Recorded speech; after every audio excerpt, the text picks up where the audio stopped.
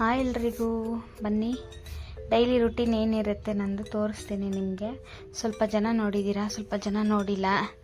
ಇಲ್ಲ ಡೈಲಿ ಅಡುಗೆಂದೇ ಮಾಡಿ ಹಾಕ್ತಾಯಿದ್ರೆ ಯಾರೂ ನೋಡ್ತಾ ಇಲ್ಲ. ಅದಕ್ಕೆ ಡೈಲಿ ಮನೇಲಿ ಏನು ಕೆಲಸ ಮಾಡ್ತಾನೆ ಆದಷ್ಟು ವೀಕ್ಲಿ 1 ಟೈಮ್ 2 ಟೈಮ್ಸ್ ಹಾಕೋಣ ಅಂತ. ಹೊರಗಡೆ ಎಲ್ಲ ಕಸ ಗುಡಿಸ್ಬಿಟ್ಟು ಬೆಳಗ್ಗೆ 4:15 ಎದ್ದಿದ್ದೆ. ಹೊರಗಡೆ ಎಲ್ಲ ಕಸ ಗುಡಿಸ್ಬಿಟ್ಟು ನೀರು ಹಾಕಿ ಸ್ವಲ್ಪ ಟೀ ಮಾಡ್ಕೊಂಡು ಕುಡಿಯೋಣ ಅಂತ. ಡೈಲಿ ನಾನು ಇದೇ ಕೆಲಸನೇ, ಇನ್ನೇನು ಸಪ್ರೇಟ್ ಏನಿಲ್ಲ. ಬನ್ನಿ ಎಲ್ಲ ಟೀ ಕುಡಿಯೋಣ. ಇವತ್ತು ಸ್ಕೂಲ್ಗೆ ಸಮೋಸ ಇದೆ, 40 ಸಮೋಸ ಏನೋ ಕೇಳಿದ್ದಾರೆ. ಎಲ್ಲ ರೆಡಿ ಮಾಡ್ತಾ ಇದ್ದೀನಿ. 4:15 ಇದ್ದರೆ ಕೆಲಸ ಆಗುತ್ತೆ, ಇಲ್ಲಾಂದರೆ ಆಗೋದಿಲ್ಲ. ನೋಡಿ ಪಲ್ಯ ಎಲ್ಲ ರೆಡಿ ಆಯಿತು. ನಾನು ಚಿಕ್ಕದಾಗಿ ತೋರಿಸೋಣ ಅಂತ, ತುಂಬ ಲಾಂಗ್ ವಿಡಿಯೋ ಹಾಕಿದ್ರೆ ಯಾರೂ ನೋಡಲ್ಲಲ್ಲ, ಅದಕ್ಕೆ ಚಿಕ್ಕದಾಗಿ ವೀಕ್ಲಿ 1 ಟೈಮ್ 2 ಟೈಮ್ಸ್ ಹಾಕೋಣ ಅಂತ. ಆಲೂಗಡ್ಡೆನ ನೆನ್ನೆ ನೈಟೇ ಬೇಯಿಸ್ಕೊಂಡು ಇಟ್ಕೊಂಡಿದ್ದೆ, ಸ್ಮ್ಯಾಶ್ ಮಾಡಿ. ಬೆಳಗ್ಗೆ ಫ್ರಿಡ್ಜಲ್ಲಿ ಇಟ್ಟಿರೋದನ್ನೇ ಎತ್ಬಿಟ್ಟು ಅದಕ್ಕೆ ಉಪ್ಪು ಹಾಕ್ಬಿಟ್ಟು ಸ್ಮ್ಯಾಶ್ ಮಾಡಿಬಿಟ್ಟು ಬಿಸಿ ಮಾಡೋದು. 2 ಟೈಮ್ ಬಿಸಿ ಮಾಡ್ತೀನಿ, ಯಾಕಂದ್ರೆ ಚಿಕ್ಕ ಬಾಣಲಿ ಅಲ್ವಾ, 1 ಟೈಮ್ ಆಗೋಲ್ಲ. 2 ಟೈಮ್ ಬಿಸಿ ಮಾಡಿ, ಚೆನ್ನಾಗಿ ಬಿಸಿ ಮಾಡಿದ್ರೆ ಏನಾಗಲ್ಲ.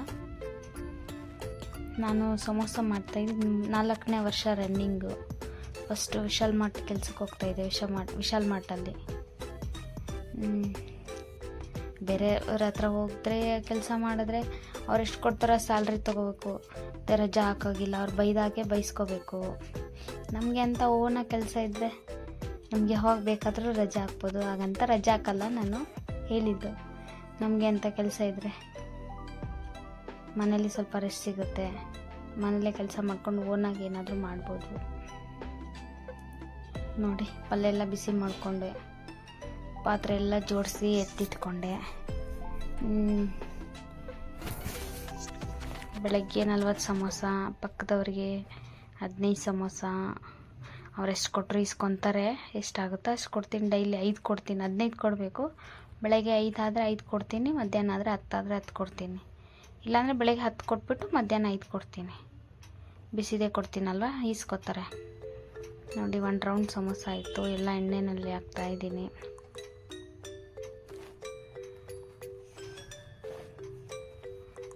ಎಲ್ಲ ಲೇಡೀಸ್ ಏನಾದರೂ ಓನಾಗಿ ಮಾಡಿ ಗಂಡಸ್ರ ಹತ್ರ ಕೈ ಚಾಚಿದ್ರೆ ರೆಸ್ಪೆಕ್ಟ್ ಸಿಕ್ಕಲ್ಲ, ಬೈತಾರೆ. ಎಲ್ಲರೂ ಆಗಿರಲ್ಲ, ನಮ್ಮ ಮನೇಲಿ ಇದ್ದಾರೆ, ಅದಕ್ಕೆ ಹೇಳ್ತಾ ಇದ್ದೀನಿ. ನೋಡಿ 1 ರೌಂಡ್ ಸಮೋಸ ಮಾಡೋಕ್ಕೆ 30 ನಿಮಿಷ ಬೇಕು. ಅಷ್ಟರೊಳಗೆ ಇನ್ನೊಂದು ರೌಂಡ್ ಮಾಡಿಟ್ಕೊಂಡ್ಬಿಡ್ತೀನಿ. ಡೈಲಿ ನೀವೆಲ್ಲ ನಾನು ಹಾಕಿದ ವಿಡಿಯೋನೇ ಹಾಕಿದ್ರೆ ನೋಡಲ್ಲ, ಅಡುಗೆ ಹಾಕೋ ವಿಡಿಯೋ ಯಾರೂ ನೋಡಲ್ಲ. ಅದಕ್ಕೆ ಇದನ್ನೇ ಮಾಡೋಣ ಅಂತ ಅಷ್ಟೇ, ಇನ್ನೇನಿಲ್ಲ. ನೋಡಿ ಬಾಕ್ಸ್ಗೆ ಹಾಕಿ ಎತ್ತಿಕ್ತಾ ಇದ್ದೀನಿ. ಎತ್ತಿಕ್ಕಿದ್ರೆ ಬಿಸಿಯಾಗಿರುತ್ತೆ, ಹಾಗೆ ಇಟ್ಟರೆ ತಣ್ಣಗಾಗುತ್ತೆ ಅಂತ ಕೆಳಗಡೆ ಪೇಪರೆಲ್ಲ ಹಾಕ್ಬಿಟ್ಟು. ನೋಡಿ ಚಿಕ್ಕ ಸಮೋಸ ಎಲ್ಲ 10 ರೂಪಾಯಿ ಕೊಡ್ತೀನಿ. ದೊಡ್ಡದೆಲ್ಲ ಸ್ಕೂಲ್ಗೆ ಇರೋದೆಲ್ಲ ಇಷ್ಟು ದಪ್ಪದು 15 ರೂಪಾಯಿ ಸ್ಕೂಲವ್ರು ತೊಗೋತಾರೆ. ಇವಾಗ ವಾರಕ್ಕೆ 4 ದಿವಸ ಹಾಕ್ತಾರೆ ಸಮೋಸ. ಯಾಕೋ ನನ್ನ ಸಮೋಸ ಎಲ್ಲ ಬಿಟ್ಕೊಂಡು ಒಡೆದೋಗ್ಬಿಟ್ಟು ಎಲ್ಲ ಸಿದೋಗ್ತಾ ಇತ್ತು. ಏನು ಮಾಡೋದು ಗೊತ್ತಿಲ್ಲ. 1 ವಾರದಿಂದ ಹೀಗೆ ಆಗ್ತಾಯಿದೆ. ದೇವ್ರು ನೆನ್ಸ್ಕೊಂಡು ಮಾಡ್ತಾಯಿದ್ದೆ. ಓಪನ್ ಆಗಿಬಿಟ್ಟು ಎಲ್ಲ ಪಲ್ಯ ಎಲ್ಲ ಬಿಟ್ಕೊಂಡು ಸಿದೋಗ್ತಾಯಿದ್ದೆ. ಏನು ಮಾಡೋದು, ಮಾಡಬೇಕಲ್ವಾ. 2 ರೌಂಡ್ ಸಮೋಸ ಆಯಿತು, ಸ್ನಾನ ಆಯಿತು, ಕೆಲಸ ಆಯಿತು. ಬೇಕ್ರಿ ಅವರಿಗೆ 1 ರೌಂಡ್ ಸಮೋಸ ಕೊಟ್ಬಿಟ್ಟು ಸ್ಕೂಲಿಗೆ ಸಮೋಸ ಎತ್ಕೊಂಡು ಹೋಗ್ತಾಯಿದ್ದೀನಿ. ಅವ್ರಿಗೊಂದು 5 ಕೊಟ್ಟೆ, ಎಷ್ಟು ಕೊಟ್ಟರು ಈಸ್ಕೊತಾರೆ. ಅವ್ರಿಗೊಂದು 5 ಸಮೋಸ ಕೊಟ್ಬಿಟ್ಟು ಸ್ಕೂಲ್ಗೆ ಹೋಗ್ತಾಯಿದ್ದೀನಿ. ಅಷ್ಟರ ಗ್ಯಾಪಲ್ಲಿನೇ ಸ್ನಾನ, ಮನೆ ಕ್ಲೀನಿಂಗು, ಪಾತ್ರೆ ತೊಳ್ದು ಆದರೆ ನಾಷ್ಟ ಮಾಡ್ತೀನಿ, ಇಲ್ಲಾಂದರೆ ಬಂದು ಮಾಡ್ತೀನಿ. ಹಿಂಗಾಗುತ್ತೋ ಹಂಗೆ. ಇಷ್ಟರೊಳಗಡೆನೇ ಎಲ್ಲ ಮುಗಿಸ್ಕೊಂಡು ಬೇಕ್ರಿಯವ್ರಿಗೆ ಸಮೋಸ ಕೊಟ್ಟು ಸ್ಕೂಲಿಗೆ ಸಮೋಸ ಕೊಡೋಕೆ ಹೋಗಬೇಕು. ಹೋಗ್ತಾ ನನ್ನ ಮಗಳು ಸ್ಕೂಲಲ್ಲಿ ರೋಡಲ್ಲೇ ಇದೆ, ಹಾಗೆ 10 ನಿಮಿಷ ನಡ್ಕೊಂಡೋದ್ರೆ ನನ್ನ ಮಗಳು ಸ್ಕೂಲ್ ಹತ್ರ ಹೋಗ್ಬಿಟ್ಟು ಊಟ ತೊಗೊಂಡೋಗಿರಲಿಲ್ಲ ಅವಳು. ಊಟ ಕೊಟ್ಬಿಟ್ಟು ಅಲ್ಲಿಂದ ಸಮೋಸ ಕೊಡೋಣ ಅಂತ ಹೋಗ್ತಾಯಿದ್ದೀನಿ.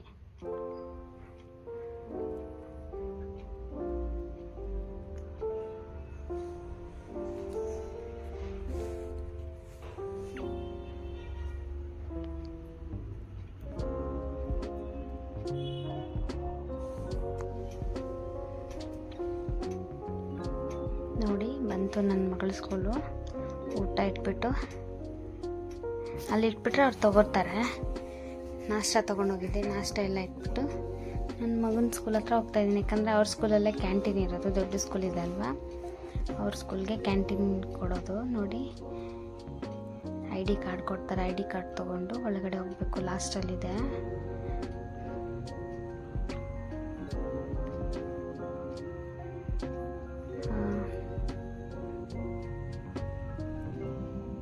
ನೋಡಿ ಇದೆ ಕ್ಯಾಂಟೀನು. ಸಮೋಸ ಕೊಟ್ಬಿಟ್ಟು ದುಡ್ಡು ಕೊಟ್ಟಿಲ್ಲ, ಆದರೆ ಅವರು ನೆಕ್ಸ್ಟ್ ವೀಕ್ ಕೊಡ್ತೀನಿ ಅಂದರು, ಇಲ್ಲ ನೆಕ್ಸ್ಟ್ ಟೈಮ್ ಬಂದಾಗ ಕೊಡ್ತೀನಿ ಅಂದರು. ಇಸ್ಕೊಂಡು ಹೋಗ್ತಾ ಇದ್ದೀನಿ. ಅಲ್ಲಿಂದ ಹೋಗ್ತಾ ಎಲ್ಲಿ ಹೋಗೋದು, ಏನು ಮಾಡೋದು ಯೋಚನೆ ಮಾಡ್ತಾಯಿದ್ದೆ. ಸರಿ, ಹೇಗಿದ್ರು ಸ್ನಾನ ಮಾಡಿದ್ದೀನಲ್ವ, ದೇವಸ್ಥಾನಕ್ಕೆ ಯಾಕೆ ಹೋಗಬಾರ್ದು, ಮನೆಯಿರೋದು ಅದೇ ಕೆಲಸ, ಅದೇ ಸಮೋಸ ಅದೇ ಕೆಲಸ, ದೇವಸ್ಥಾನಕ್ಕೆ ಹೋಗೋಣ ಅಂತ ಐಡಿಯಾ ಹಾಕ್ಕೊಂಡೆ. ಅಲ್ಲಿಂದ ಗಾಡಿ ತೊಗೊಂಡು ಮುಂದೆ ಹೋದೆ. ಮುಂದೆನೇ ಇದೆ ನಮ್ಮ ರಾಘವೇಂದ್ರ ಸ್ವಾಮಿ ದೇವಸ್ಥಾನ. ನಾವು ಹೋಗ್ಬೇಕು ಅಂತ ಯೋಚನೆ ಮಾಡಿದಾಗ ಯಾವಾಗ ಹೋಗೋಕ್ಕಾಗಲ್ಲ. ಯಾಕಂದರೆ ಏನಾದರೂ ಕೆಲಸ ಇರುತ್ತೆ, ಇಲ್ಲ ಏನಾದರೂ ಒಂದಾಗುತ್ತೆ. ದೇವರು ಯಾವಾಗ ಕರೆಸ್ಕೊತಾರೆ ಆವಾಗ ನಾವು ಹೋಗ್ಬೇಕಲ್ವ. ಅಲ್ಲಿಂದ ಮುಂದೆನೇ ಬಂದು 5 ನಿಮಿಷ ಅಲ್ಲಿಂದ ಗಾಡಿನಲ್ಲಿ ಹೋದರೆ ಅಲ್ಲಿಂದ ಬಂದೆ. ನೋಡೋಣ, ಗುರುಗಳು ಅವತ್ತಿನ ದಿವಸ ಕರ್ಸ್ಕೊಂಡಿದ್ರು ಅಂದ್ಕೊಂಡಿದ್ದೀನಿ. ಹೊಸ್ದಾಗಿ ಕಟ್ಸಿದ್ದಾರೆ, ಆಗಿದೆ 1 ಇಯರ್, 1 ವರ್ಷ ಆಗಿದೆ, 1 ವರ್ಷ ಆಗಿದೆ ಕಟ್ಟಿ. ನೋಡಿ ರಾಘವೇಂದ್ರ ಸ್ವಾಮಿಗಳಿದ್ದಾರೆ, ಪಕ್ಕದಲ್ಲಿ ಸಾಯಿಬಾಬಾ ಇದ್ದಾರೆ, ಅವ್ರ ಪಕ್ಕದಲ್ಲಿ ದತ್ತಾತ್ರೇಯ ಗುರುಗಳಿದ್ದಾರೆ. ನಾವು ಯಾವಾಗಲೂ ಹಾಸ್ಟೆಲಲ್ಲಿ ಓದ್ತಾ ಇರುವಾಗ ನಾವು ಯಾವಾಗಲೂ ಸಾಯಿಬಾಬಾ ದೇವಸ್ಥಾನಕ್ಕೆ ಹೋಗ್ತಾಯಿದ್ವಿ. ಇಲ್ಲಿ ಬಂದರೆ ಅದೇ ಥರ ಸೇಮ್ ಟು ಸೇಮ್ ಫೇಸ್, ಅದೇ ಥರ ಎಲ್ಲ ಫೀಲಿಂಗ್ಸ್ ಎಲ್ಲ ಅದೇ ಬರ್ತಾಯಿತ್ತು. ನಾವು ಹಾಸ್ಟೆಲಲ್ಲಿರೋ ಚಿಕ್ಕ ಮಕ್ಕಳಿದ್ವಿ, ಅವಾಗೇ ಒಂಥರ ಫೀಲಿಂಗ್ಸ್, ಇವಾಗ ಫೀಲಿಂಗ್ಸ್ ಬೇರೆ. ಆದರೆ ದೇವ್ರನ್ನ ನೋಡಿದ್ರೆ ಅದೇ ಥರ ಅನಿಸುತ್ತೆ, ಏನು ವ್ಯತ್ಯಾಸ ಇಲ್ಲ. ಅಲ್ಲಿ ಹೇಗಿತ್ತೋ ನಮ್ಮ ಹಾಸ್ಟೆಲ್ ಹತ್ರ ದೇವಸ್ಥಾನ ಅದೇ ಥರನೇ, ಇಲ್ಲೂ ಅದೇ ಥರನೇ ಇತ್ತು. ಸ್ವಲ್ಪ ಹೊತ್ತು ಕೂತ್ಕೊಂಡು ದೇವ್ರ ನಮಸ್ಕಾರ ಮಾಡಿಕೊಂಡು ಬಂದೆ. ನಮಗೆ ಗುರುಗಳ ಬಗ್ಗೆ ಅಷ್ಟು ವ್ಯಾಲ್ಯೂ ಗೊತ್ತಿಲ್ಲ ಇವಾಗ ಅನಿಸುತ್ತೆ. ಇವರೇ ನಮಗೆ ತಂದೆ ತಾಯಿ, ದೇವರು, ಗುರುಗಳು ಎಲ್ಲ ಅಂತ. ಅಲ್ಲಿಂದ ಮನೆಗೆ ಬಂದೆ.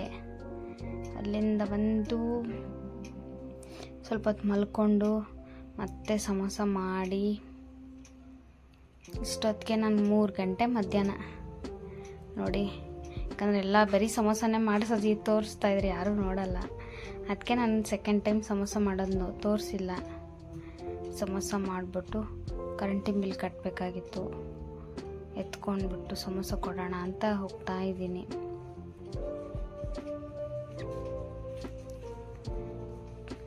ಕರೆಂಟ್ ಬಿಲ್ ಕೂಡ ನಾನೇ ಕಟ್ಟಬೇಕು. ನಮ್ಮ ಯಜಮಾನ್ರು ಏನೂ ಮಾಡಲ್ಲ, ಕಾಸು ಕೊಡ್ತಾರೆ, ಅವ್ರು ಹೋಗಿ ಕಟ್ಟಲ್ಲ, ನಾನೇ ಹೋಗಿ ಕಟ್ಟಬೇಕು. ಏನೋ ಒಂಥರ ಬೆಳಗ್ಗಿಂದ ಮೂಡ್ ಚೆನ್ನಾಗಿತ್ತು, ಬೇಗ ಎದ್ದಿದ್ದೀನಿ, ನಿದ್ದೆ ಕಮ್ಮಿ ಅನ್ನೋದು ಬಿಟ್ಟರೆ ತುಂಬ ಚೆನ್ನಾಗಿತ್ತು ಫುಲ್ ಡೇ.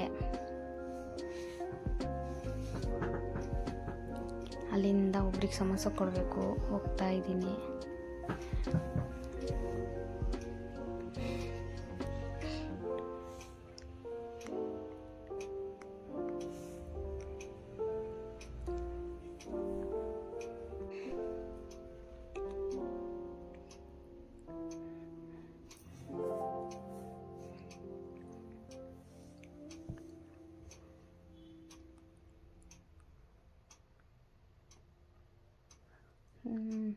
ಇವಾಗ ಬಂತು, ಇಲ್ಲೇ ಪಕ್ಕದ ರೋಡಲ್ಲೇ ಇದೆ.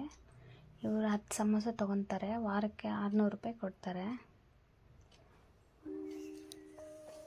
ಅಣ್ಣ ನನ್ನ ಕ್ಯಾಮ್ರಾ ಎತ್ಕೊಂಡೋದ್ರೆ ಸಾಕು, ನಗ್ತಾ ಇರ್ತಾರೆ.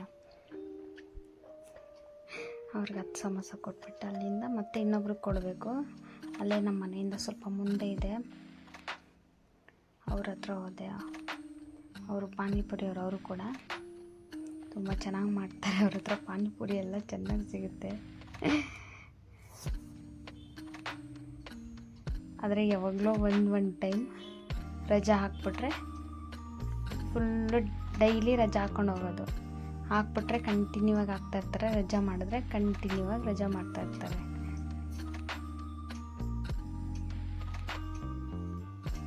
ಅವ್ರು 25 ಸಮೋಸ ತಗೋತಾರೆ, 350 ರೂಪಾಯಿ ಕೊಡ್ತಾರೆ. ವಾರಕ್ಕೆ ಅವ್ರದ್ದು 1500, ಇವ್ರದ್ದೇ ಜಾಸ್ತಿ ಇದೆ, ಸ್ಕೂಲ್ದು ಇವ್ರದ್ದು ಇಬ್ರಿಗೂ. ಅಲ್ಲಿಂದ ಬಂದು ATM ಬಂದೆ. ATM ಅಲ್ಲಿ ಯಾಕಂದರೆ ಕರೆಂಟ್ ಬಿಲ್ ಕಟ್ಟೋ ಥರ ಕ್ಯಾಶ್ ತೊಗೋತೀವಿ ಅಂದರು. ಮತ್ತು ATM ಬಂದ್ಬಿಟ್ಟು ATMಯಿಂದ ದುಡ್ಡು ಎತ್ಕೊಂಡ್ಬಿಟ್ಟು ಮತ್ತು ಕರೆಂಟ್ ಬಿಲ್ ಕಟ್ಟೋಕ್ಕೆ ಮತ್ತು ಅದೇ ಆಫೀಸ್ಗೆ ಹೋದೆ.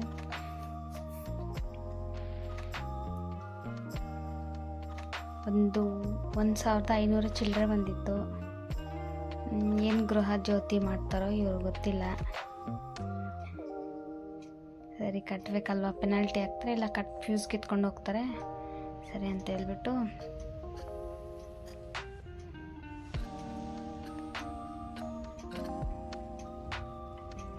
ಬ್ಯಾಲೆನ್ಸ್ ಎಷ್ಟಿದೆ ಅಂತ ಚೆಕ್ ಮಾಡ್ತಾ ಇದ್ದೀನಿ. ಅದರಲ್ಲಿ 2000 ಎತ್ಕೊಂಡು 1000 ಬಿಟ್ಬಿಟ್ಟು ಕರೆಂಟ್ ಬಿಲ್ ಕಟ್ಟೋಕ್ಕೆ ಅಂತ ಒಂದೇ ಕರೆಂಟ್ ಬಿಲ್ ಕಟ್ಬಿಟ್ಟು